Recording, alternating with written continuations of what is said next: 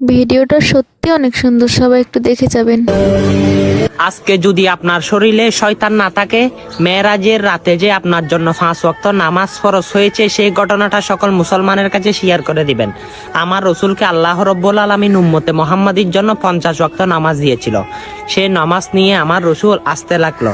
তখন হযরত মুসা কালিমুল্লাহর সাথে দেখা। মুসা কালিমুল্লাহ জিজ্ঞাসা করে, ইয়া রাসূলুল্লাহ, আপনার উম্মতের জন্য কি বা আল্লাহ রব্বুল আলামিন উপহার দিয়েছে? তখন আমার রসুল বলে 50 ওয়াক্ত নামাজ। তখন মুসা কালিমুল্লাহ বলে, আপনার উম্মতেরা 50 ওয়াক্ত নামাজ পড়ার সুযোগ পাবে না, আরো কমিয়ে নিয়ে আসেন।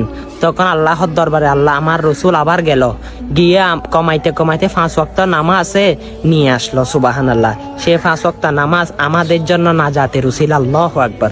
সে 5 ওয়াক্ত নামাজ তো পড়েন না, না হয় এই মেরাজের ঘটনাটা সকল মুসলমানের কাছে পৌঁছে দিন।